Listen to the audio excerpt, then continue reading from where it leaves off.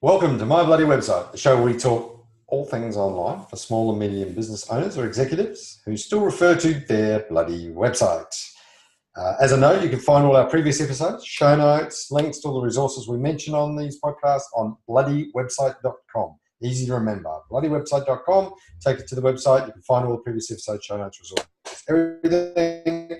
Welcome to the show. I'm one of your co-hosts, Daryl King. And I'm Edmund Pelgan. Hello, Edmund. Hey, Daryl. You know, it's funny. I wonder if any of our punters and listeners out there think that bloody website is a little bit too swearsy. It's so Australian, isn't it? It is, I reckon. It is. And you know what? That's a good end to lead it. Why do we do it? Well, behind the scenes, behind the closed doors of many businesses, people refer to their website, oh, far out, that thing. They say worse terms, or they roll their eyes, or, well, that's an IT thing, I don't think about it. And that's wrong. And that's why we use bloody in there. It's to get your attention and go, look, it's not that hard. You might have bad emotions about it, but look, there are little things you can do and turn it into something that's really good. And it is very Australian, and we're here in Australia recording this every week, mostly. We're going to have to do an overseas one here. Well, that's what we have to do. I'm up for that. Yeah, but all right, it is. And let's continue on to make it not a bloody website, but a fantastic website that's working for your business, which this week we're going to get hands-on tactical. We're going to do stuff. So the last 3 episodes have been heavily focused on the content topic. And we have talked a lot about prepping for content, and we're going to continue that. But one of the things you do with content, one of the whole ways of getting found has a lot to do with SEO.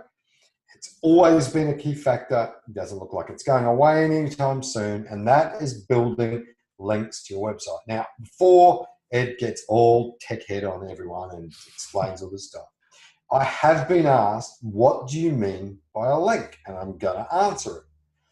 A link is the thing you click on one website that goes to a page or another website. And we want links from other websites to point to ours. Now, good quality websites and all of that. If you don't know that, go back to the very early episodes, listen to Ed talk about what links are and how they work. But it hasn't changed.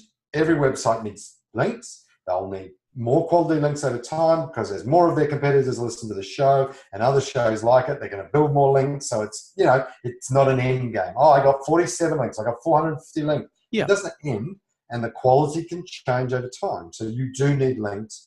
You need it to improve your website. You need to do it today, tomorrow, and the day after. You need someone in your organization to start building a few links. Yeah. And today, Ed is going to run you through the show, which we're calling Practical Link Building Strategies Every Business Should Be Doing. Yeah, excellent. Well, before I get into the detail of that, I should point out that there was a great blog post written by a gentleman called Dan Petrovic, who runs an SEO company called Dejan in Brisbane. Dejan. And it was the fundamental reasons why people link, right? And reading that blog post, and I'll link to it in the resource notes here, helps you understand what it's all about, because sometimes when we talk about links, people just glaze over because they just don't get it. But like you said, it's the thing you click on. But at the end of the day, if you understand why people link, right, one of them might be they might share something that was interesting or funny, right?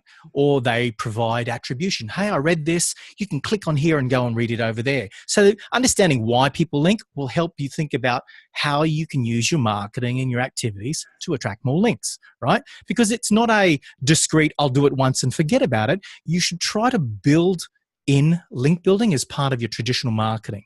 So the things that you do, if you can do them in a way that ends up having someone on another website linking to your website, then that will improve your search engine rankings. That's the whole point of this. And this fits into our whole content story. So if we go back and we say, well, we're trying to get people to our website, so that's a goal. It's an ROI we want. Using content for this particular audience. If you were then to say, wow, this site over here has my audience and it's a cool site, I could produce this thing that they talk about, I have expertise in, that they will write up about and link to my resource on my website or something I've already said. So this is where the bigger picture starts to come together a little bit. Okay, Ed, number one. What's number one, Ed? What's the first thing? What's the first strategy? Yeah, so the first link building strategy you should do is submit your business to all of the relevant local business directories, right? What's a local business directory, Ed? Tell me. I don't understand. What is it? A local business directory is a directory that lists local businesses. It's that simple, right? In Australia, we've got... Give me an example. Do you mean like True Local? Yellow Pages, True Local. In Australia, Hot Frog. There's a bunch of them around, right? Every country has their own. Yelp, just do a Google search for top local business directories in your city or your country, and no doubt someone would have written about it and listed a bunch of them, right? Just go and list your... When you say submit, how do I submit them? Go to the website. There'll typically be an option to list my business and go through that process of filling in your business details. One thing I'm going to recommend is make sure that the way you list your business and the address and the phone number is consistent amongst all those submissions as well as on your website. So only because name, address, phone number, consistency helps Google understand, hey, all of these listings are about this business, right? And it matches them up and it sees that you're... So that's all you do. List your business in local business. Pro tip, what Ed's talking about is known as a local citation. We'll talk about that later. So keeping all that data the same, it's known as local citation. Cool. Yes. Number 2, Ed, what's strategy number 2? Strategy number 2 is once you've taken care of all the general business directories, is every industry has their own niche directories. A good example is restaurants, right? There are a ton of restaurant-related directories, and they don't call themselves directories per se. A lot of them are discovery sites, like Bean Hunter, for example, for coffee shops, things like that. So do a search for... And tourism, like TripAdvisor for hotels and travel. Yeah. Exactly. Okay. So to find those, all you need to do is go to Google and do a search for top travel, or replace that with your industry, top travel directories in my country, and you'll find a ton of them. And are they pretty much the same thing? There's somewhere on the site where you can submit your business. Yeah, absolutely. And remember, leave a link to your website. Inevitably, they'll have an option to leave a link. Make sure you fill it out completely. If they give you the option to put in photos, make sure it's full, right?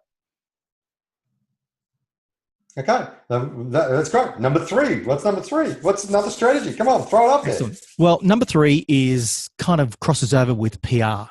And there are 2 websites out there called Haro, Help a Reporter Out, right? And another one called SourceBottle. Now, these websites help journalists who are looking for people to comment about a story or provide feedback, right? So journalists out there have got a story, they need an industry expert to say something. So if you go to Haro or SourceBottle and sign up, every day they'll send you a newsletter saying, hey, we've got a reporter in the health and wellness space who needs an expert to make a comment about whatever the topic is. Right. Now, if you're quick, all you need to do is make your comment right back. They'll give you instructions and tell you what to do. We need someone to make this comment. So if you are efficient, if you're smart, you're insightful, and you're an industry expert, then choose the one you want to comment on. Provide that journalist with an insightful snippet that they can use in their story. And then obviously they'll ask you what your business is, your website. And what happens then is if your comment gets picked up, they may link back to your website. And hence, you've just built a link back to your website and you've got in front of a bunch of punters. It's that easy. What a great piece of advice. That's so good for special business areas that don't necessarily have lots of directory. What a great piece of advice here. Yeah. What about 4th topic? What's another topic?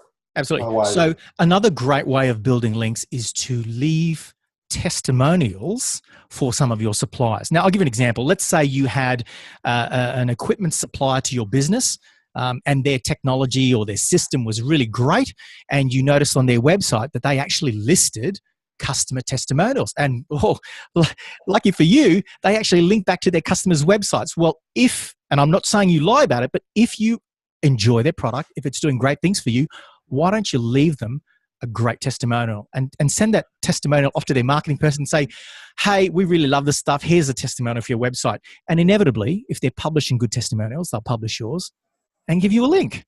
Easy. Nice one. Excellent. Next one on the block, what do we got? Next one may be a little bit more tricky, but it's effectively copying your competitors' links. Now, this one requires a little bit more understanding on how to look at the competitors' links. Yeah, I was going to say, this one sounds a little bit technical. Well, the easy way to do this is most people have a marketing agency or they might have an SEO agency there, and you can ask them, say, hey, use your tools to show me all the competitors' links. And they'll send you a big spreadsheet and you can have a sticky beak at them. Alternatively, you could go to a website called AH. I know this one's a little bit complex, but there is a website called ahrefs.com, and you can sign up for a We'll put a link in the show notes. Yep. We'll put the link. All that is a link analysis tool. You can stick in your competitor's website, right? Look at all of their links and go, holy moly, look, they've got a link from this blog or a link from this blog. And that just tells you where you can go and replicate their links. Cool. Okay. What's something else? What's another one? I'm not sure what we're up to now. We're up to about number 6. What do we got? So the next one is what they call guest blogging. Now, good old people in the SEO space tend to spam the crap out of these strategies, but in a lot of industries, there is still good opportunities for you to guest blog. Now, all that basically means is you writing a bit of content for a blog or an industry newspaper or an online magazine, well, they'll republish your article, right? These websites, they need good, helpful, interesting articles all the time. So if you're a good writer, you've got something valuable to say, you've got some insight into the industry and you think would be a fit for their website, you can typically find on their websites, they might have a section that says, write for us, and they'll give you their requirements. And just follow the instructions, write a good, helpful piece of unique content and submit it to those websites. And if they pick it up and publish it, they'll inevitably leave a link back to your website. Great. Excellent. What's the next one, Ed? What do we got? Another strategy. Yeah, excellent. Okay, so the next one might be publishing helpful resource pages or content that is helpful to your industry. Now, what might this be? It might be a good example in the building space might be a tool or a guide to calculating cyclone or tornado storm ratings for buildings and things like that, right? Inevitably, people might see that as the go-to resource. If you write it well enough, if it's comprehensive enough, right, people tend to link to it because they're lazy, most people, and they don't want to create their own versions. And this is a bit of a variation from attraction for retail or your customer. This is more about your peers, about creating something and putting it out there that anyone can use, right? Yeah. But this strategy is about gaining links to your content. That's right. So the purpose of this is a little bit different to bringing a customer in for another reason. That's right. And it's important to remember that because your audience in this case is other people in your space who might be able to leave you a link. Because remember, we're trying to build links here. Well, I might jump into that one then. So this is a really important part about the measurement thing when we said the ROI. Because if you produce that resource, which is really an industry resource, but try to push it to your Jenny, who's your customer, you will get a real negative ROI on that. And you'll wonder why, and you'll lose heart, and you'll do the wrong thing. So that goes back to this thing about really understanding the audience, understanding the goals that we're trying to get for the content. So when we go to produce the content, we understand it. Great ideas, Ed. You got any more up your sleeve? Yeah, there's another strategy that you can use. It's called unlinked brand mentions. Wow, isn't that fancy, cool industry terminology? Now, all that basically means is acronyms and nerds. I know. Well, if you're a business that does a lot of cool stuff in your market, people tend to write about you. You might be picked up in news stories or on blogs that write about your product or what you're doing. You know, you might be a social enterprise where you're helping a lot of people out, and people tend to share and write about those sorts of businesses. Well, if you just keep an eye on mentions of your business name, so every month do a Google search for your business name and see where people are writing about you. Right? So Google's pretty fast to surface new content. So let's say how does that link though? How's that linking? Yeah, absolutely. So what you want to do is you do a search for your business name, and if you see someone's written something about you, go and have a read of it. And sometimes they will have linked to your website, right? But sometimes they haven't, right? So when they say it's an unlinked brand mention, it means someone's written about your brand or your business and they haven't left a link to your website. Well, it's pretty easy for you then to email them and say, hey, saw you mentioned us. And if it was a positive story, this is really easy to do. Say, hey, thank you. I really appreciate you taking time to write about us. Hey, if you want, here's another resource on our website. We'd love it if you could share with the readers of your blog or your story. And that way, those people, they'll appreciate the fact that you've contacted them and said, hey, awesome, thanks for mentioning us. And they may very well include that link to either your website or the resource you give them. And here's the thing, the best thing is to try to have something of value to ask them to link to, right? If you just say straight out saying, hey, give us a link to our website for no reason other than your SEO, then they probably won't do it. So try to add value. Those are the emails we all, they're the emails we all get. Don't want to. Okay, great idea. Any more? I think we're just about through most of them. Yeah, I think I've got one last one, which is seeing a lot of traction lately, where if you're running a blog and you write about your industry, you write about news in your space, what is working well for some people is that they will write a story about industry developments or other people in their business, not necessarily competitors, but people in similar areas, and they might say, hey, this company is doing really amazing things in this space, right? Or here are the top 4 companies that you should visit for whatever it is, right? Now, you can then reach out to those companies and tell them, said, hey, look, we published a blog post about the top 10 leading businesses in the marketing space or this space, whatever it is. And what happens typically is a lot of those companies like to share on their own blogs, right, mentions of their company. They might write a blog post the next day on their news section and say, hey, we got listed on entrepreneur.com. Here's a story that you can read about our business, right?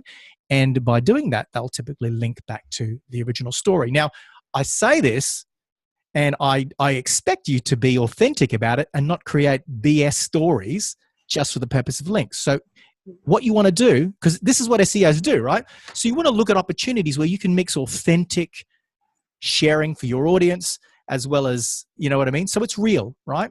And those are the best opportunities where you're creating things of value and you're reaching out and making those connections, and hopefully you'll pick up a link as well. So those link building strategies that I've given you are very simple, very easy to do. Your marketing person can just add it to their to-do list every Monday or every Friday to go through this checklist. And in fact, I have a Trello board, a resource with a whole bunch of actionable SEO strategies that we will attach to the resource notes in this episode, where all of these are there. And I've got PDFs and checklists that show people how to do all of these things. Well, that's just awesome. And people, like, if you've never used Trello, you might not have a clue, but when you go there, you'll see it. It's a really easy way to list stuff and use it. If you're familiar with it, he's got a whole board of actionable items. And I think that's what this episode was all about. We want to know way if you want your website to perform better online. Stop. Can you start, if you've never used Trello, just there, because the connection was dodgy then? The recording's no good. Let me just check one thing. I'm just checking to make sure no one's doing anything dodgy, because it just got a bit flaky. So just say, hey, people, if you're interested in Trello, that's from that point on. 30 seconds. Come on, load up, you bastard. All right. It's clear. Okay. Do you mind? Yeah. And so if you don't know what Trello is, you might not understand what Ed said. You click it, it opens up a board. It's a whole list, a plethora of stuff. If you know Trello, it's a great resource, and you can save a copy. I'll copy and save a copy of this Trello board to your own Trello. And there's just all these different things you can do. This episode is very clearly about things you can do now. One thing, once a week, do one of these things. Like, I always used to want to coach junior AFL. And in AFL, Australian rules football, they talk about 1%ers, and lots of other sports have it, right? And they talk about making 1% change. And I've used this before. Whereas, you improve, or you do the things that are the little 1%ers. They don't necessarily stand out as a big noticeable thing. But if everyone's doing little 1%ers, they're doing these extra little things that are, they might just be creating a shepherd, blocking someone. It's not necessarily measured as a stat, but that guy gets away. On your website, if you go and build one link every week, one local directory, one of these tactics, once a week, you will get long-term benefits. Not today, not tomorrow, not next week, but they will start to take an effect. So here is one of the things we wanted to achieve with this podcast. Ways, no bullshit flavor, simple ways. You don't have to pay for them. You heard them from the horse's mouth, Mr. Ed. That's an old joke for old people that know who Mr. Ed was. But you can do, there are 9 practical link building strategies Ed's given you. Go and do them now. if I can just put out a little warning there, though, I mean, because people get these emails every day. Hey, would you like 1,000 links for $99? Don't do that, right? Anything that's automated or spammy like that, you're just going to create fake links that will get your site penalized. Google's smarter than that. Google will put you in the doghouse if you do that dodgy stuff. So don't do those things, right? Google will either ignore them or penalize you. And I think the other part of this, I'm working on the assumption, Ed, that the people that are listening to this who haven't already done these things, they're not going to go one Friday and do every one of them and create 100 new links. No. This is a strategy you just put it in place and chip away at and get it done. And that way it fits with your needs and on it in 10 days. You want it. This is a long-term series of things, but they're actionable today. Go and do one of them. Excellent. That's it. Excellent advice, Ed. Great. That's what we're here for. Today's episode was totally about action. Coming up, we've got some really cool, advanced, more thorough content strategies, things you can do, ideas to implement. So you're going to get more and more of these practical steps that we've got coming up. And there might be one episode on one type of content that you can do and why, and how you could implement on your website. I hope you got a lot of value out of it today. Awesome. Thank you very much for listening today. We love having you along for the ride. If you want to see these show notes and get access to the resources we talked about, they will be at the bottom of these posts on bloodywebsite.com. Or remember to subscribe to the podcast on iTunes. And if you enjoyed this podcast, please leave a review, especially this link building one. You know it's going to be helpful and actionable. So please leave a review. It helps people find the podcast. We hope to see you next week when we will be talking about all of these awesome things that Daryl just mentioned, and we'll continue this chat about My Bloody Website. It's goodbye from me. It's goodbye from him.